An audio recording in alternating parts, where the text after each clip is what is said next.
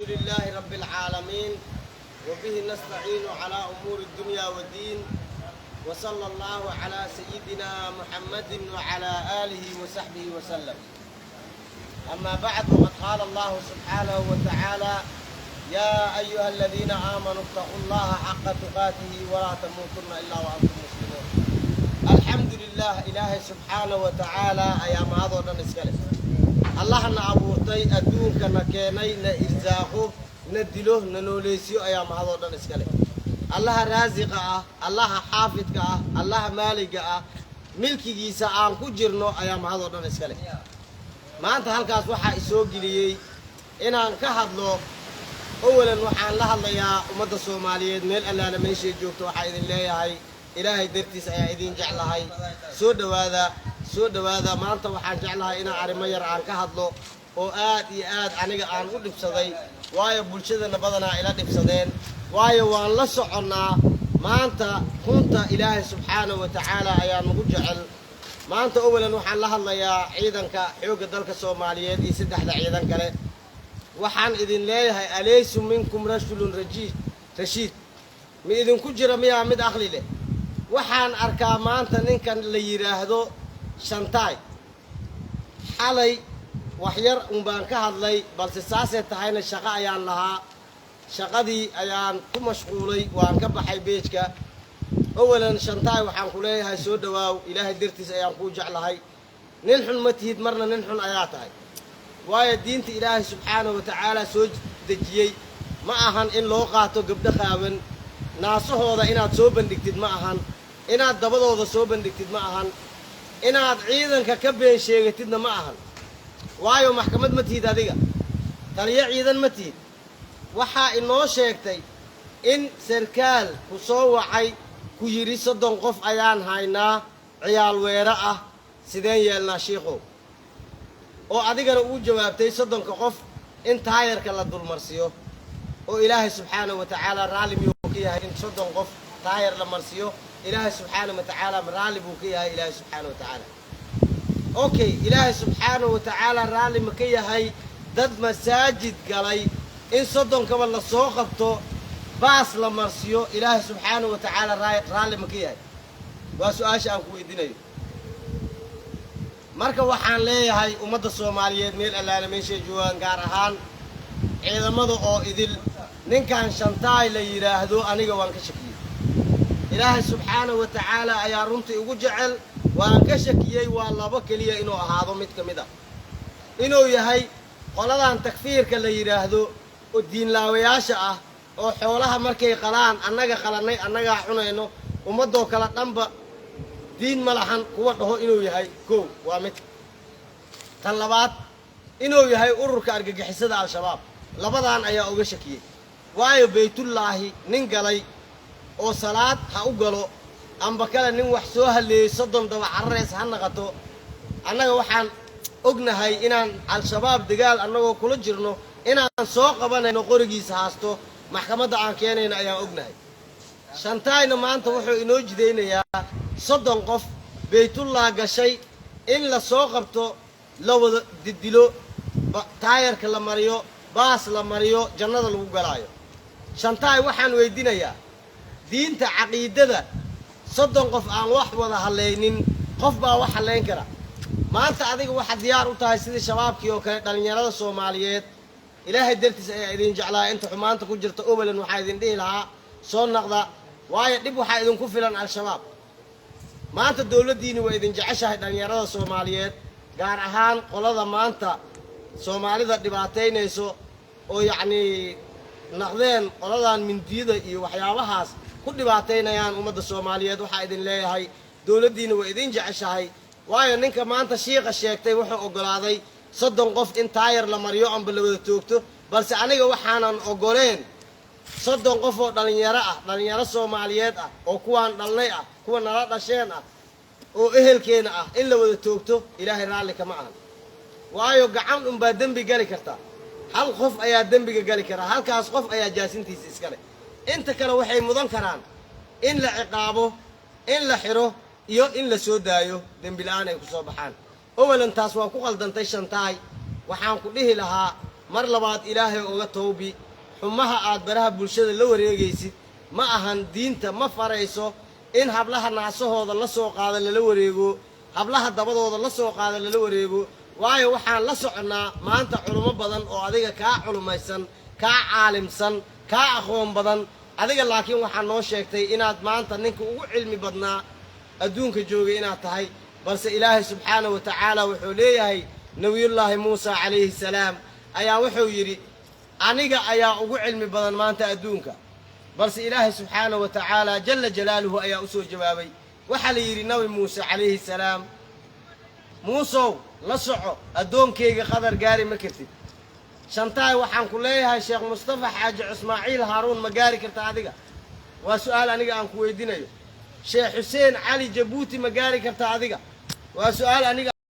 aan ku weydiinayo sheekh cabdirashiid cali sharmaarke ma gaari karta adiga waa su'aal aniga aan ku weydiinayo sheekh cabdilxayi ma gaari karta adiga waa su'aal aniga aan ku weydiinayo culummo aanan soo tirin karin maanta halkaas tirada ka bateen oo wanaagga ka sheekeeyo aanan sawirrada aanan soo qaadinin dumarka oo aan faxshiga aanan wareejinin ayaa jiraan shantaay waxaan ku dhihi lahaa walaalkay ilaahay dartiis ayaan kuu jeclahay waayo ilaahay subxaanahu wa tacaala wuxuu inoo sheegay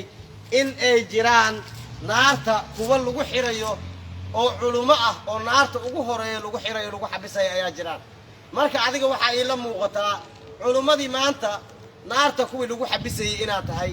waayo horta caqiidada aa haysatid koow waa inaad iiga soo sheegtaa facebookga aan ka maqlaa tan labaad waxaad ii soo sheegaysaa gabar dembi gashay allaha soo hanuuniyo waa walaasheen ciddii xumaan suubiso waxaan leenahay ilaahay subxaanahu wa tacaala ha soo hanuuniyo hidaayad allaha siiyo ciddii maanta xumaan damacsanna allaha ka celiyo balse adiga waxa go'aanka aad ka dhigatay inaad shaqadaadii aad ka dhigtid inaad gabdhihii dabadoodii iyo naasahoodii iyo marba cunug yar ku dheganaaw mar oday ku dheganaaw mar shiikh ku dheganaaw mar ciidankii afaarahoodii gal shantaay caqiidada ah haystid soo sheeg dowladda soomaaliyeed waxaan ka codsanayaa ninkan shantaay la yidhaahdo waan ka shakiyey ilaahay subxaanahu wa tacaala wuxuu markhaati nooga yahay inta aqliga leh inuu shantaay ahayn shiikh caalim ah ou yahay shaydaan oo ummadda fasaad dhexdoodii ku wado mar walba wuxuu halkaas la fadhiyaa inuu faano waayo culummada ma faanaan culummada waxay sheegaan inaysan ayaga aqoon lahayn annaga aqoon ma lihin ilaahay subxaanahu wa tacaala ayaa aqoon leh waa maskiin agtiina imaaday inuu idinla hadlo jecel waxba idinma dheeri iga dhegaysta sidaas ayay dhahaan culummada balse shantaay wuxuu sheegaa inuu asiga ugu caalimsan yahay ummaddoo dhan inuu asiga ugu aqoon sareeyo inuu asiga gabdhaha noo soo qaado sawirradooda mid baa dembi galay mar labaad inuu asigana ku soo celiyo dembigii oo sii faafiyo waxaan dhihi lahaa ilaahay subxaanahu wa tacaala ka cabso haddaadan taladatan aadan ka bixin ilaahay subxaanahu wa tacaalana waa kula xisaabtamayaa ciidankana tallaabo sharci ayay kaa qaadayaan waayo sarkaalka maanta ninkan soo wacay sidii maxkamad meel u fadhisa camal u soo wacay awalan waxaan leeyahay waaxda ciidamada soomaaliyeed waa in dabagal lagu suubiyaa waa in ninkan la soo xiraa oo sharciga lala maraa waayo ma ahan maxkamad ma ahan taliyo ciidan wuxuu baraha bulshada la taagan yahay nin sarkaal ayaa isoo wacay 30 qof ayaan haynaa maxaan ku xukunnaa markaas maxay u dhigmi kartaa inay maxkamadba waddanka ka jirin inay mas-uuliyiin ay wax amraysa aysan jirin ayay u dhigantaa kelmadda ninkan afkiisa ka soo baxday sarkaalka ninkan soo wacayna hala dabagalo ninkan shantaay la magac baxayna hala xiro waxaan leeyahay ninkan laba waaye inuu shabaab yahay iyo inuu takfiir yahay labadaa keliya mid saddexaad ugu dari maayi waayo culummada wanaagsan horta layguma baranin aniga inaan ummadda wax ka sheego laakiin ninkan dhaqan xumada aan ku arkay waxaa ka mid ah in uu adduunyadii xumaan ku soo ziyaadiyo mooyaane wanaag kuma soo ziyaadiyo hadda ka hor waxaan arkaya masaajid hal qof keliya wax kaga duubaayo oo asigana inoo sheegaayo kumanaan ayaa aniga ii fadhiso masaajidka aan wacdiyaa marka walaal waxaan ku dhihi lahaa shantahay ilaahay ka cabso ha naqanin culummadii naarta lagu soo dhoweyn lahaa ha naqanin faxshiga iyo fadeexada iyo xumaanta ummadda soomaaliyeed dhexdooda aa kula jirtid waa ka daan weysay balse ciidanka waxaan ka codsanayaa oo ilaahay dartiis aan uga codsanayaa oo afarta ciidan ilaahay dartiis aan u jeclahay oo dareeskaas aan u qaadanay inaan sharafno aan ilaalino waddanka wax walba dhibaato keenaya inaan ka hortagno ninkan wuxuu inoo cadeeyay maanta dalkii inuusan maxkamad lahayn dalkii inuusan waayo sarkaalka wacay ma ahan shantaay maxkamaddii dalka ma ahan shantaay taliyihii oo qaybta xukumayay 30 qof ayaan haynaa maxaan ku suubinaa sidee u aragtaan bal sidee u aragtaan ii sheega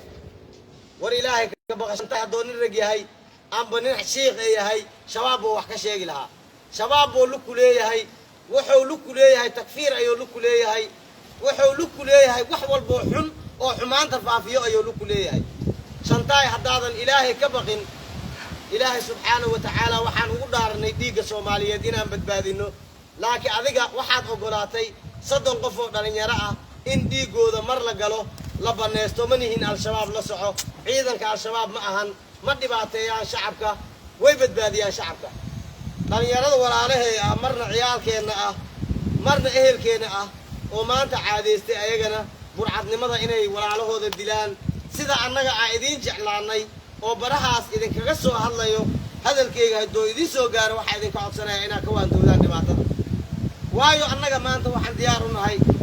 adoo xumaan ku jirtid inaan ku soo qabano aan ku xirno ninkii shiikha isku sheegayay oo hablaha dabadooda wareejinayay naasoodana wuxuu idinku xukumay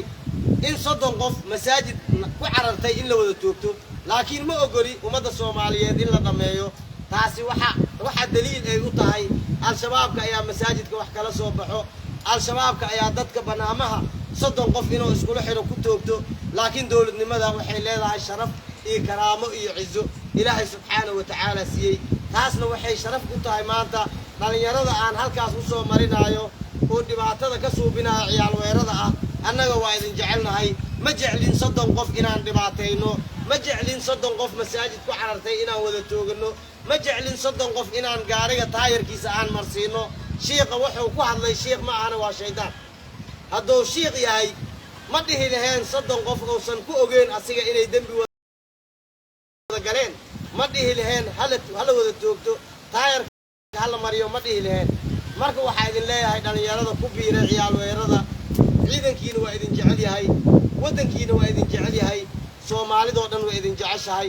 ka waantoowa inaa walaalihiina dhibaateydaan ka waantoowa inaa waddankiina dhibaateydaan xumaha ka daaya waddankiina insha Allah tacaala halkaan waxaan ka codsanayaa mas'uuliyiinta ugu sareyso waddankaas xukumaan oo maanta ugu horeeyo mudane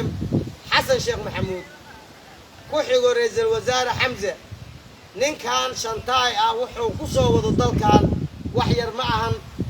ninkan waa in fiiri gooni loo yeeshaa ninkan waa in la soo xiraa ninkan wuxuu yahay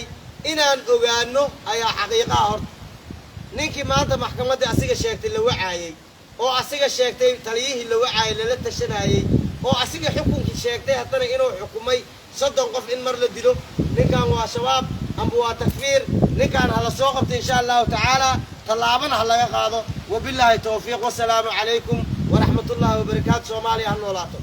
Soomaaliya